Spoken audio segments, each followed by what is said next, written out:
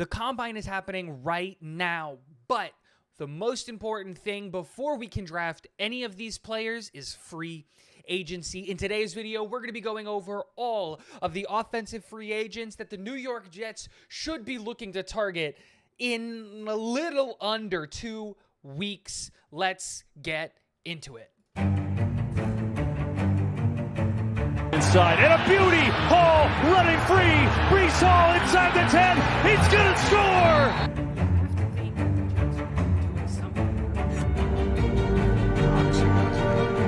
What is going on, guys? Welcome back to Talking Jets with Tigo. My name is Tigo, and we're going to be going over free agents and the possible guys that we could be targeting. Let's just get through the really quick one in the quarterback, right? When it comes to quarterback, there are two options, and it's Derek Carr or Aaron Rodgers. Get one of those two guys. Those are the only options. Get one of those two guys. That's it. Obviously, there are other guys that are going to become available, like Mike White is out there, Andy Dalton is out there, Jacoby Brissett, Case Keenum, Baker Mayfield, Carson Wentz, Teddy Bridgewater. Like, these guys are all technically free agents, but it would be a failure of an offseason if we don't walk away with Derek Carr or Aaron Rodgers. So don't leave it up to chance. Don't do anything that's going to risk our ability to get those guys. Just go get one of those two guys. I'm at a point right now where I think we're risking it too much. You just sign Derek Carr and you make this team better. But that being said, we have to talk about the other positions, and we're going to split offensive and defensive free agency into two separate videos so that they're not stupid long. So we're going to go over offensive free agents today, and while I just talked about the quarterbacks, let's transition to the next position alphabetically, kind of is the running back and fullback, kind of in the same conversation, and I don't think we really need either one. I think we're really good and deep at running back. I think we're really good at fullback when you look at the tight ends and all of those positions and all those guys that could transition to play the fullback position. I don't think we really need to look in that market. Now, some interesting names are like Kareem Hunt, Rashad Penny, Jamal Williams, Josh Jacobs. They're going to be hitting free agency as unrestricted free agents, and it's really interesting to see where these guys might land and their contracts. That's the thing that I'm more kind of tuning into, is what the running back contract structure is going to look like moving forward, because we drafted Breece Hall, and I'd like to keep him around beyond the 4 years of his rookie deal.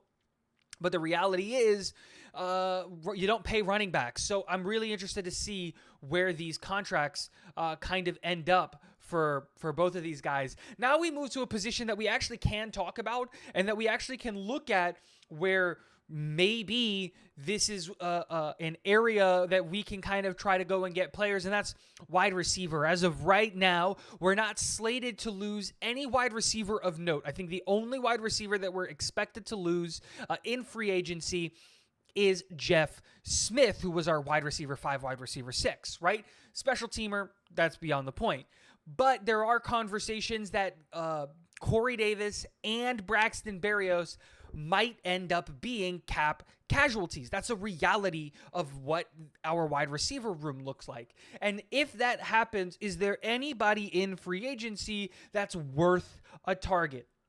As of right now, not really. I'm actually in the boat of it makes more sense to keep Corey Davis and Braxton Berrios and renegotiate their deals, or just keep Corey Davis on his current deal, because the wide receiver market is going to explode. If Justin Jefferson gets the contract that we all think that he's going to get, that $30 million contract, which I really think he's going to be given it, you're looking at guys like Nelson Aguilar, DJ Chark, Marvin Jones, Byron Pringle, Alan Lazard, Jacoby Myers, all Juju Smith-Schuster. All of these guys are going to be really easily able to ask for $14 to $18 million a year. And when you look at the situation that the New York Jets are in when it comes to like the contract that we've given to that we gave to Corey Davis, which isn't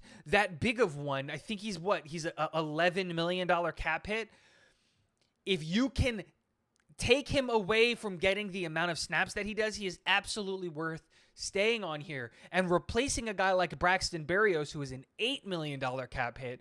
Worst case scenario is a lot easier to do in the draft and in free agency because he's really just a special teamer.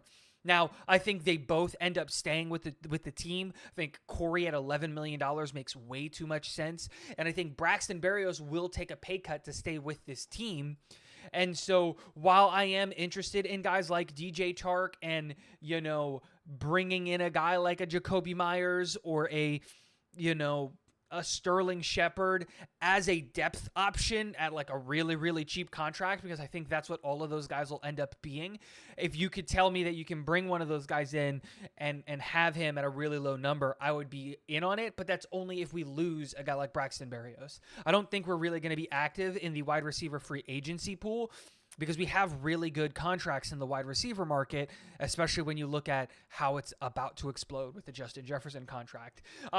This is one thing that kind of sucks is that there are a lot of really, really good tight ends that are going to hit the market this year, and we don't need any. And this isn't me saying that our tight ends suck. I'm actually a big fan of the tight ends that the New York Jets have. I like CJ Uzomah. I like Tyler Conklin. I like Kenny Yeboah. I like Jeremy Ruckert. And I think that it's a really, really good core. And we can't really get out from under any of these contracts. Now, we can renegotiate these contracts and do cap relief and do some cap gymnastics to get it. But there are a lot of guys that I'm actually really interested in free agency when it comes to the tight end market. I think Dalton Schultz is actually going to hit the hit free agency. I don't think they're going to tag him again. Gesicki, even though he's not a fit, is probably going to hit free agency. Evan Ingram was going to hit free agency, but he got tagged. Austin Hooper, Robert Tonyan, Hayden Hurst of the Bengals. There's a lot of guys that are out there that I kind of look at and I go, this is an interesting group of guys. It's sad that the New York Jets aren't going to be in the tight end market. Now, here's a market that the New York Jets absolutely are going to be in, and that's offensive tackle. The big names when we look at this offensive tackle class is probably Orlando Brown Jr., Taylor Lewan, George Fant. Those are the big names that a lot of people are going to be talking about when it comes to the tackle class.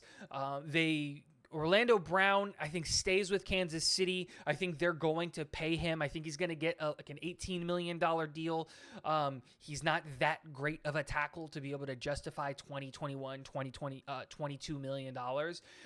And 18 would be a pay raise for him, keep him on a team. He just won the Super Bowl. He might do that. Lewan at 32 is a little bit interesting because of his contract history. I don't think the New York Jets are going to be in on him. For me, if I'm looking for tackles, there are three names that I really, really look at in this offensive tackle free agency class that if I'm the New York Jets, I'm immediately bringing in, and that is Mike McGlinchey of the 49ers, Andre Dillard of the Eagles, and then Riley Reif of the Bears. Now, why am I bringing in these guys? What do they all have in common? Well, they're all right tackles. I'm not looking for a left tackle in free agency at all costs, because right now on the New York Jets roster, we have three left tackles that I feel really, really comfortable with. And in an ideal situation, if we can bring in a true right tackle, which leads me to this next guy, which reports are coming out that he might become a cap casualty for the Bengals. And if he becomes available, he becomes my number one target, and that's La'el Collins of the Bengals, their right tackle. Because if you're telling me that we can bring in a true bona fide right tackle, someone who plays his games, stays healthy, like a La'el Collins, like a Mike McGlinchey, like a Andre Dillard or a Riley Reif, if you can bring in one of these guys to fill in that right tackle spot, I feel really comfortable with the competition at left tackle of Dwayne Brown, Mekhi Becton, and Elijah Vera Tucker. That's not including the fact that you still have Max Mitchell on the roster to compete for that right tackle spot as well. And then you take into consideration that, let's say La'el Collins or Mike McGlinchey or whoever comes in, they fill in at right tackle. If Mekhi Becton is 100% healthy, he will win the job at left tackle. He is the best left tackle that we have on the roster, even if we drafted one of the top guys in the top three. If he's healthy and if he's playing, he is the best tackle in our building. So now you have a left tackle of Mekhi Becton and a right tackle of La'el Collins. I feel really, really comfortable with that, especially when you're talking about their backups being a guy like Max Mitchell, who started a big chunk of last season, and I really, really believe in him. And then you also have, sorry about that, you also have, Dwayne Brown back off of surgery, coming back, backing up Mekhi Becton. That's a really, really good tackle room. And you still have the Swiss Army knife that is Elijah Vera Tucker, who would then be able to play at his natural position at guard better. And now we've got a stud offensive line at all four positions outside of center. Now, let's say the New York Jets aren't targeting a tackle and they say, you know what, we're going to ride our tackle room with Elijah Vera Tucker, Dwayne Brown, Max Mitchell, and Mekhi Becton, which is still a really good tackle room. And they give Elijah Vera Tucker the opportunity to truly compete at tackle because he's earned that right to ask for that. And they say, you know what, we're going to go look at guards and try to bring in a guard. There isn't that many guards that are going to be available that like super jump out at you and you're like, oh my gosh, go get that guy. You can maybe look at like, I'm just looking at this list and there's no one really here outside of like some guys that we already have, Laurent Duvernay-Tardif, Herbig, Nate Herbig, and all of those guys. Like, I'd love to bring them back. But if you're really looking for an upgrade at guard, there's really only one name, but he's going to command a lot of money. And I don't know if you can pay two guards big money. And that would be Isaac Suemolo out of the Eagles to the left guard. And then I would just move Laken Tomlinson to right guard. That's if Elijah Vera Tucker decides, you know what, he wants to play tackle and the New York Jets agree with him. Now, a lot of people keep talking about the New York Jets being and needing to draft a center, and there's only one way that the New York Jets draft a center, and that's if they fix the offensive line room before the draft. Then I can say you can leave center to the draft because you got to go get John Michael Schmitz, right? And I'd even be okay with like Whippler as well if it came down to that. But I don't see how this team can really just leave that up to chance. When we look at this center class, it's not that great. The number one center in this class is going to be Connor McGovern. But there are some guys that you can say pique my interest. Guys like, obviously bringing back Connor McGovern is an option, but Garrett Bradbury, Bradley Bozeman, Ethan Pocic are all guys that, you know what? I could live with that.